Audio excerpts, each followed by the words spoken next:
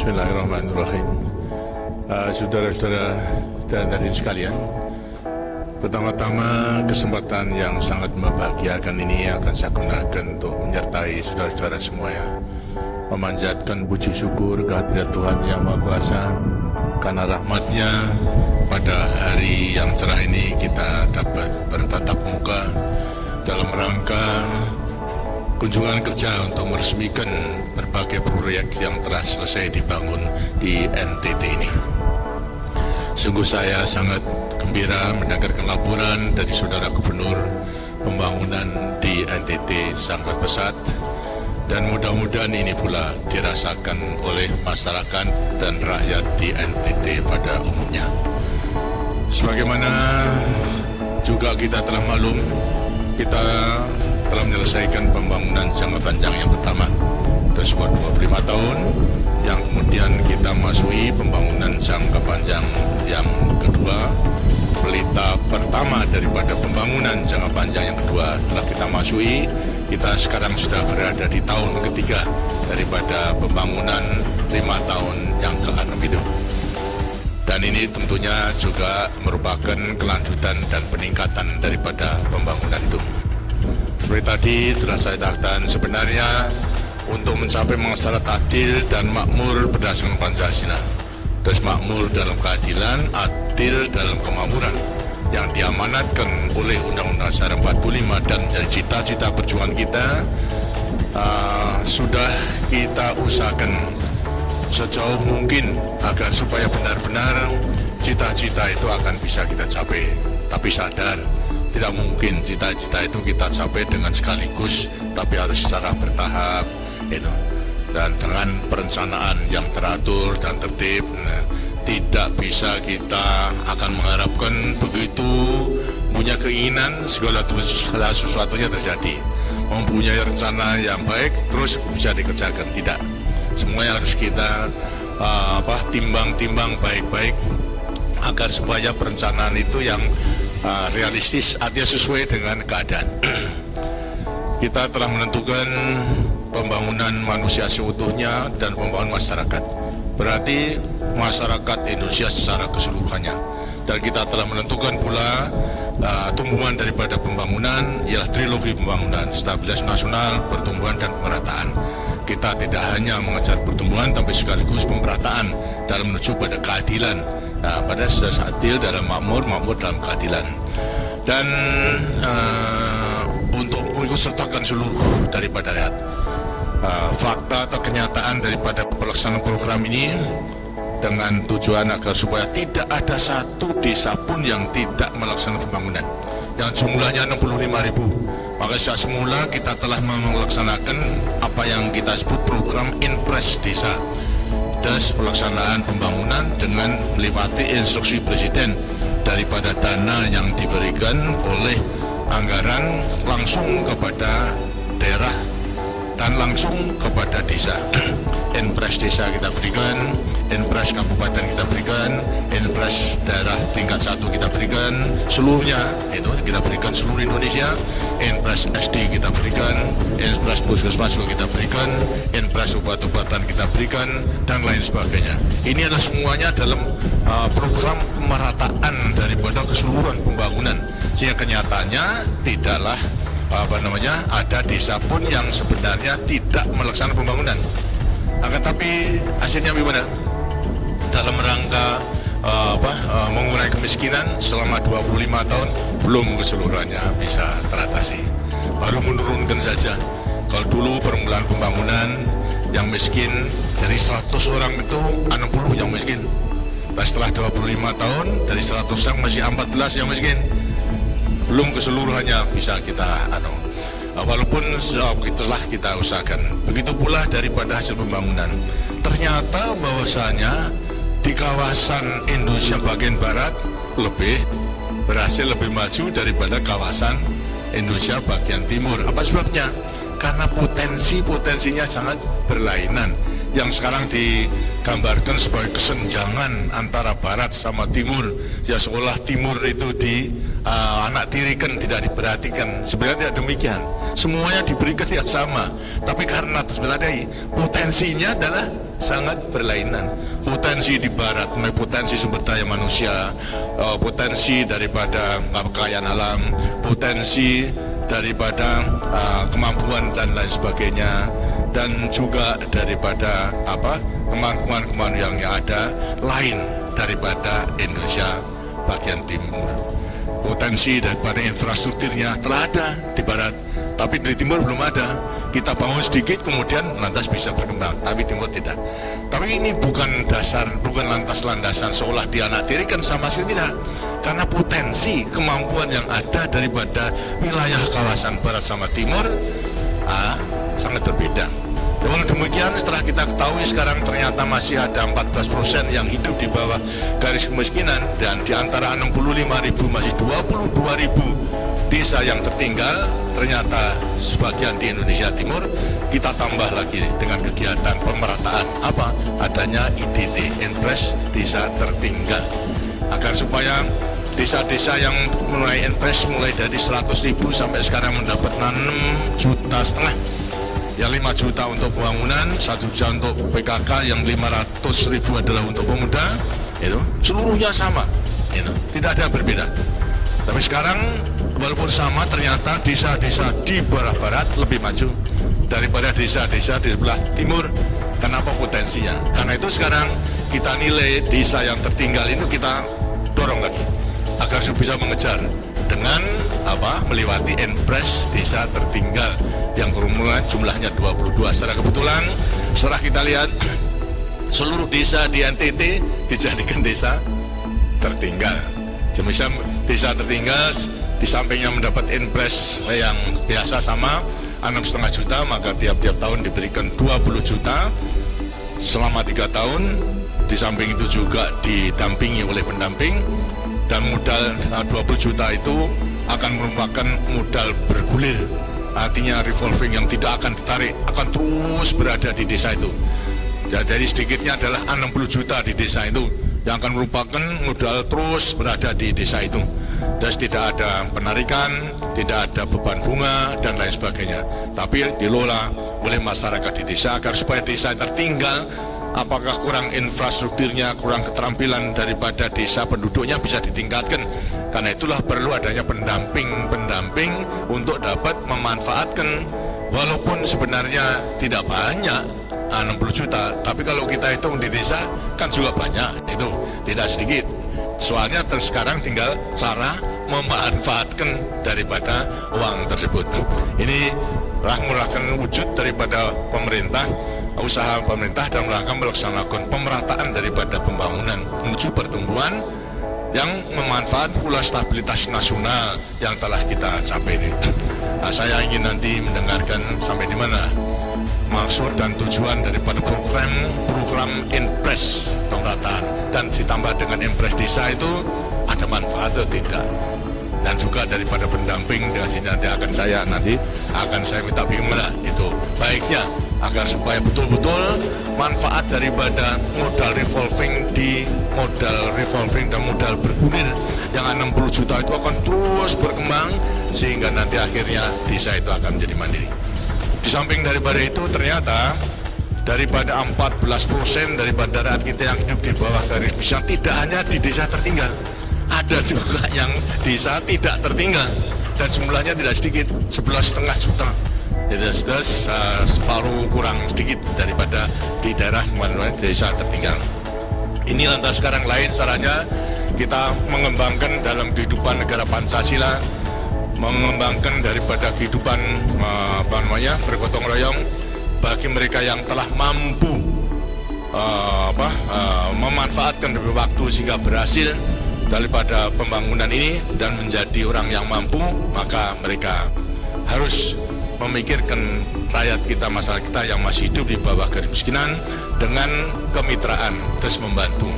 Saya anjurkan mereka 2% daripada keuntungan 100 juta bersih setelah pajak supaya disumbangkan. Dan ternyata ini juga akan merupakan modal yang tidak sedikit daripada mereka. Dicatat kemarin ada 11.000 daripada rakyat yang mendapatkan penghasilan 100 juta ke atas. Ini yang mereka membayar 2%. Kemudian lantas kita kumpulkan untuk menjadi modal daripada rakyat kita yang masih hidup di bawah garis kemiskinan sebagai modal dengan bunga yang murah, seperti halnya juga IDT tidak ada bunganya. Ini pun juga modal daripada rakyat kita yang masih hidup di bawah garis kemiskinan di desa yang tidak tertinggal. Kita berikan pinjaman, tidak hanya berikan begitu saja, tapi juga pinjaman dengan bunga 6%. Itu pun juga akan terus sampai pada akhirnya rakyat yang hidup daripada ukuran prasejahtera, sejahtera 1 menjadi sejahtera 2, sejahtera 3, dan akhirnya menjadi mandiri, dan mereka akan ikut serta menikmati daripada hasil pembangunan itu.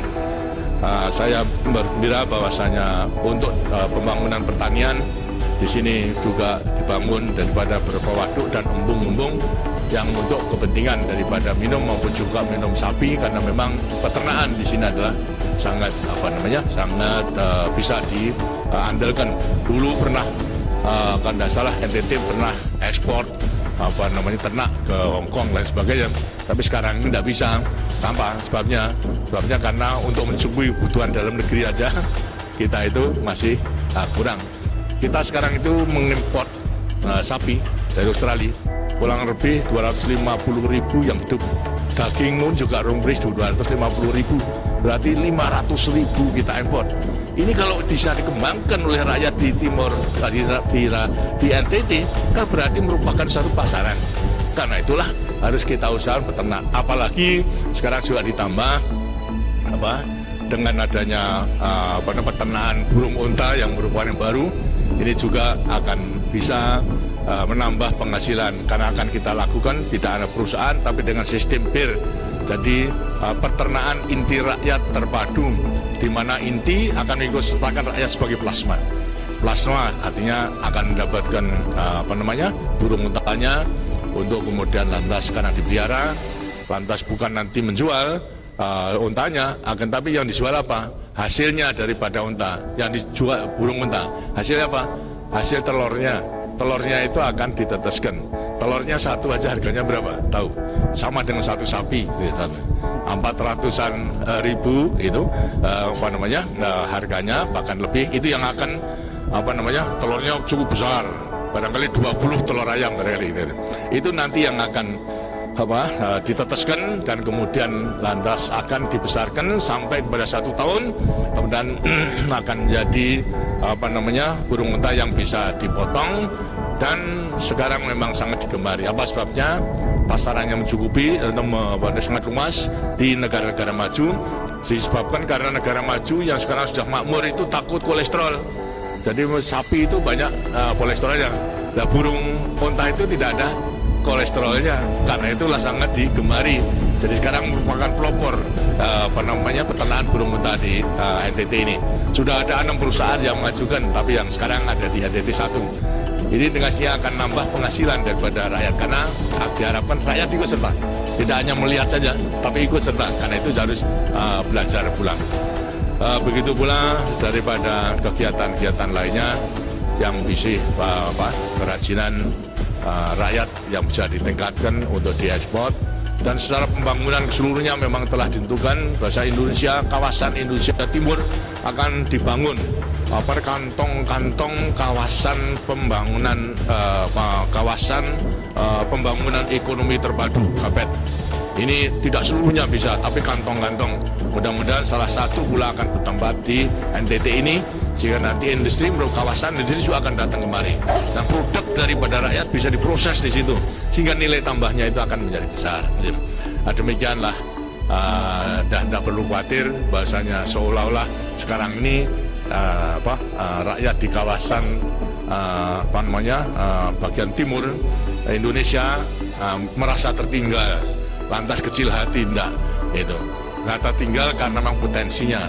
Nah, sekarang kita mengetahui, kita tambah kemampuan kita untuk mengejar daripada ketinggalan dengan kawasan Indonesia bagian barat.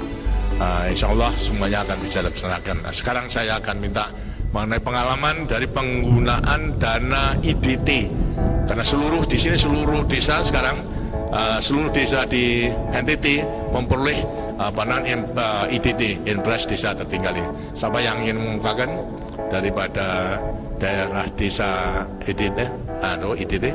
Nah, ini pendamping kan? Anda anunya dulu daripada masyarakatnya dulu. Nah, silakan ya.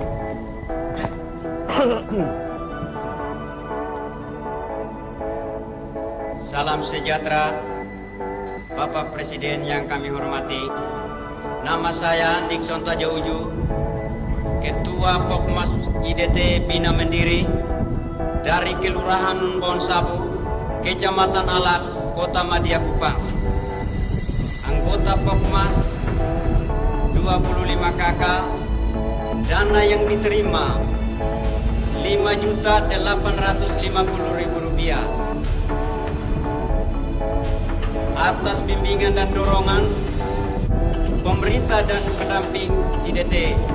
Kami telah berhasil, Bapak Presiden, sehingga kami telah mengembalikan dana tersebut dan sudah digulirkan. Apa yang dikerjakan? Yang dikerjakan apa? Dengan 5 juta tadi apa yang dikerjakan? Yang dikerjakan dengan modal 5 juta itu apa? Dikembalikan. Bukan, artinya untuk kegiatan apa? Kegiatannya. Betul. Jenis usaha adalah sebagai berikut. Pandai besi, tenun ikat, kios, penjual ikan kecil, dan steak bougainville. Setelah menggunakan kredit tersebut, ada keuntungan bagi anggotanya? Ada. Dan sekarang sudah bisa mengembalikan seluruhnya. Ya. Lantas digulirkan kepada yang lain. Iya. Tidak perlu pinjam lagi sekarang?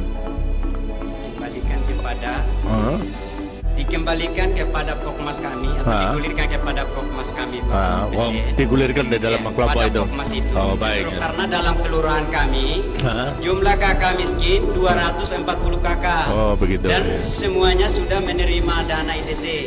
Dan begitu. Pokmas saya ini adalah Pokmas yang menerima dana pada tahap awal. Dan sudah berhasil sehingga gulir pada Pokmas saya pada sendiri. kelompok lainnya. Ya, baik. Tadi dengan demikian sekarang sudah tahun ketiga, sudah 3 tahun berturut-turut mendapatkan dana itu, bukan?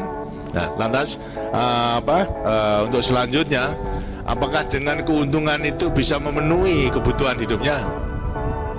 Dengan keuntungan itu bisa memenuhi kebutuhan hidupnya seharian? Bisa. Bergulir kepada lainnya. Pada anggota kami. Kami di samping kami sudah bergulir itu, Bapak Presiden.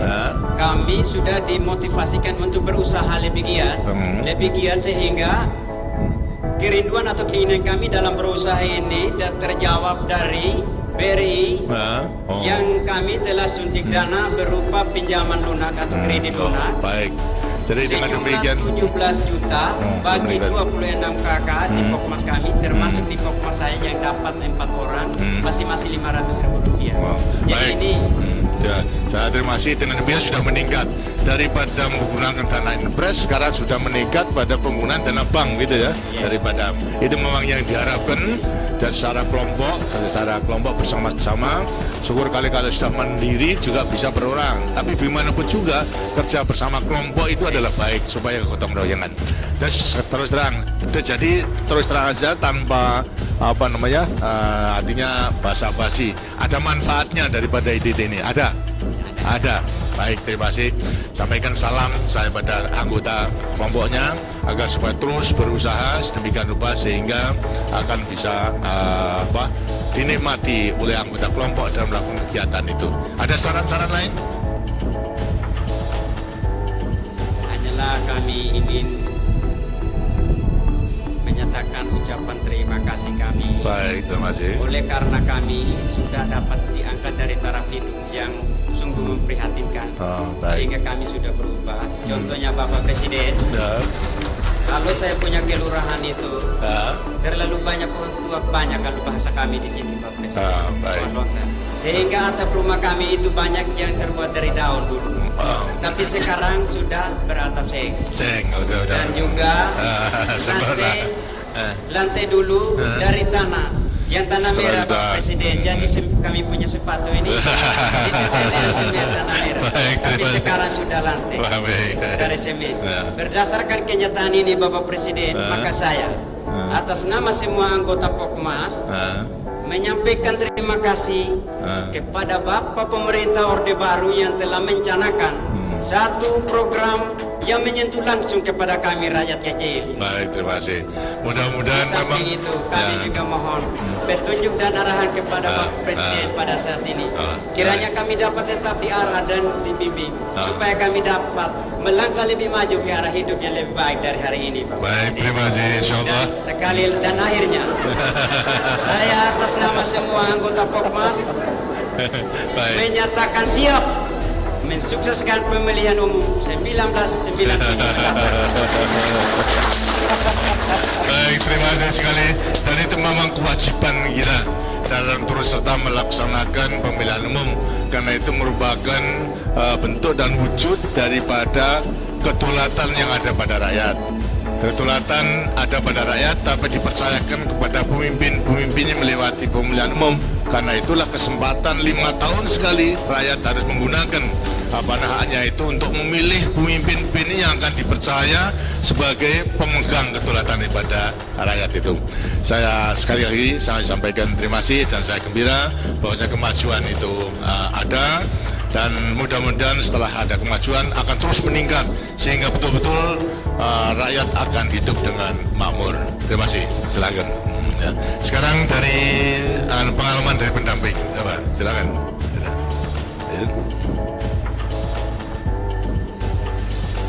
Salam sejahtera, Bapak Presiden yang terhormat.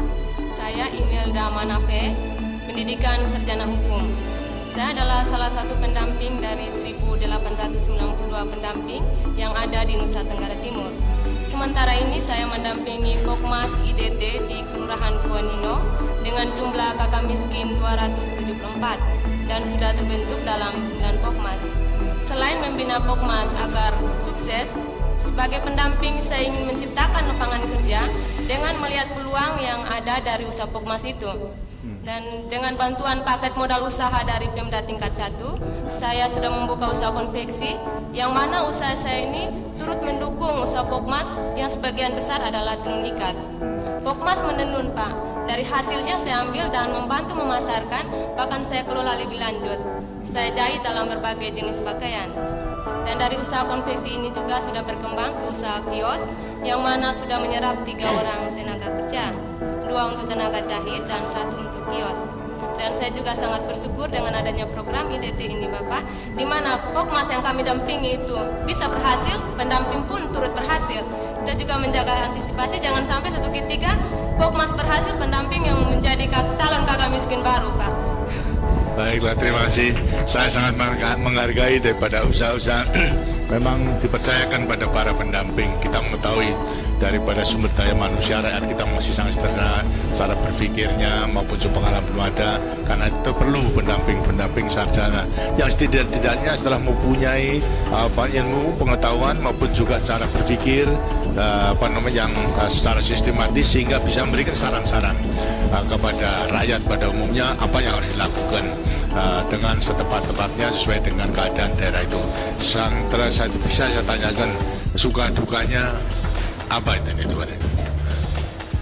Sukanya, Pak, di dalam program IDT ini kami dapat terjun langsung kepada masyarakat, di mana kami dapat menimba pengalaman selama kuliah. Kami tidak mendapat pengalaman di bangku kuliah itu, tapi terjun langsung ke masyarakat kami dapat pengalaman yang sangat berharga. Oh, baik. Hanya dalam berwira swasta ini. Nah, dukanya apa? Tidak senangnya?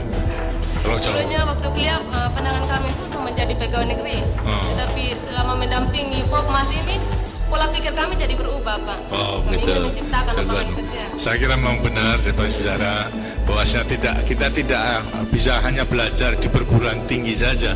Bahkan dalam masyarakat itu merupakan perguruan tinggi yang lebih tinggi daripada perguruan tinggi. Banyak daripada ilmu-ilmu yang bisa kita timba daripada masyarakat yang nampaknya sederhana tapi sebetulnya ilmunya adalah banyak sekali. Kalau kita bisa memperpadukan daripada ilmu yang kita terima secara teori kemudian di lapangan praktek, itu nanti akan kita memiliki bekal-bekal yang lebih sempurna untuk meningkatkan pengabdian kita pada negara dan bangsa yang sedang bangun. Saya sampaikan ucapan terima kasih. Sudah berapa tahun? Sudah berapa tahun? 25 tahun. Bukan, anunya, pekerjaannya? 3 tahun. 3 tahun ya. Dan nanti sudah waktunya akan ditarik? Belum tahu. Waktunya sudah akan ditarik? Belum. Dari 3 tahun sudah? Belum lah ya. Baik, mudah-mudahan pokoknya selama belum ditarik, laksanakan tugas itu dengan sebaik-baiknya. Terima kasih. Lantas lagi siapa yang ada daripada peternakan, sahabat ya, silakan, makan.